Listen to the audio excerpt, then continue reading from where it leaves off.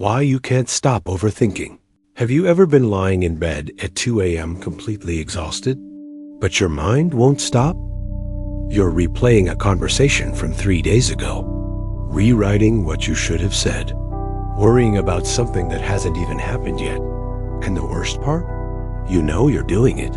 You tell yourself, just stop, go to sleep.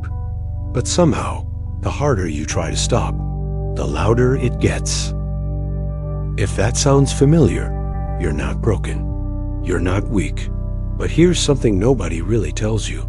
Overthinking isn't a thinking problem. It's a trust problem. Let me explain what I mean. A long time ago, there was a young monk who came to study under a great Buddhist master. This monk was brilliant, sharp, eager, always asking questions. But he was also deeply anxious. Every night before bed, he would replay the day's lessons over and over, worried he hadn't understood them correctly.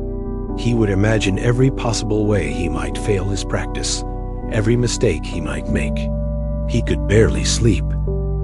The monk nodded, took the cup, and started walking. But almost immediately, he froze. What if the path was uneven? What if his hand trembled? What if the cup had a tiny crack he hadn't noticed? He stood at the edge of the river for nearly an hour, just thinking about filling the cup, so afraid of spilling that he never actually dipped it in. He returned to the master with the cup still empty. The master looked at him quietly and said, "You were so busy thinking about the water that you forgot to touch it."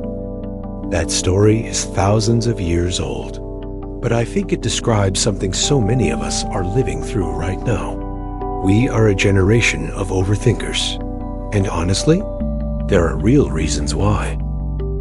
We grew up in a world that rewards analysis. In school, the kid who thought the most carefully got the best grades. In work, the person who anticipated every risk got promoted. We were trained over and over to believe that if we just think hard enough, we can solve anything, prevent anything, control anything. And so our minds learned, thinking equals safety. But here's what Buddhism figured out a very long time ago, something modern neuroscience is now beginning to confirm. The mind, left unchecked, doesn't think to find answers. It thinks to feel in control. It thinks to delay the discomfort of uncertainty. In other words, you're not overthinking because you're smart. You're overthinking because some part of you is scared. Buddhism has a beautiful teaching about this. It's called the concept of papanka, which roughly translates from the Pali language as mental proliferation. It's the mind's tendency to take one simple moment and expand it into a universe of stories, possibilities, fears, and fantasies. You get a short text from your partner that just says, "We need to talk." In half a second, your mind has constructed 17 different catastrophic scenarios. That's papanka. That's your mind doing what it was trained to do: proliferate, expand, cover every angle. And the more you try to think your way out of papanka, the deeper in you go. Because you can't solve a story by adding more story. Because here's the thing, when you're overthinking, you're almost never thinking about what's actually happening. You're thinking about a version of the past you can no longer change, or a version of the future that doesn't exist yet. Overthinking is, at its core, living outside the present moment. Now I know what some of you might be thinking. That sounds great in theory, but I have real problems, real deadlines, real relationships that need real decisions. You're right. Mindfulness doesn't mean you stop planning. It doesn't mean you become passive or check out of your life. What it means is that you learn to think from presence rather than thinking instead of it. There's a big difference. When you're present first, when you take a breath, when you feel your feet on the ground, when you let yourself actually arrive in this moment, your thinking becomes clear, useful, sharp. But when your thinking comes from anxiety, from that buzzing, restless need to control everything, it becomes a loop, a maze with no exit. You think and think and think, and arrive right back where you started, except now you're more tired and more confused. The monk at the river wasn't thinking wrong thoughts. He was thinking from the wrong place. He was thinking from fear instead of from stillness.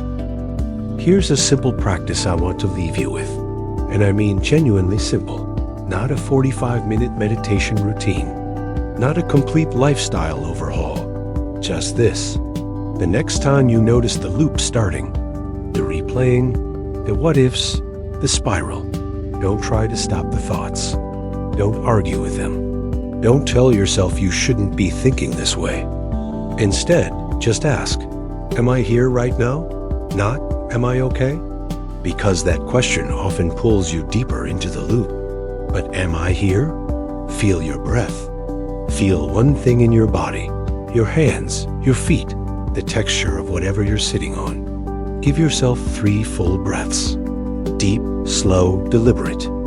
That's it. You're not solving anything. You're not fixing anything. You're just stepping back into the present moment, the only place where life is actually happening. And from that place, you'll often find that the thing you were spiraling about either has a simple answer or it doesn't need an answer right now at all. The Buddha didn't teach that the thinking mind is bad. He taught that an untrained mind suffers because it chases and grasps and worries without ever learning to be still. Training the mind doesn't mean making it quiet forever. It means learning that you're not your thoughts. You are the awareness behind the thoughts. And that awareness, calm, clear, present, is always there, even when the storm of thinking is loud. The storm is not who you are. The stillness underneath it, that is who you are. So if you've been lying awake lately, spinning through the same worries on repeat, I hope this gives you something to come back to. Not a fix, not a hack, but a doorway. The doorway back to right now. And right now, you are here. You are breathing. You are okay.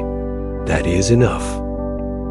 If this resonated with you, share it with someone who might need it. And if there's a topic about life, the mind, or the teachings of Buddhism you'd like to explore, leave a comment.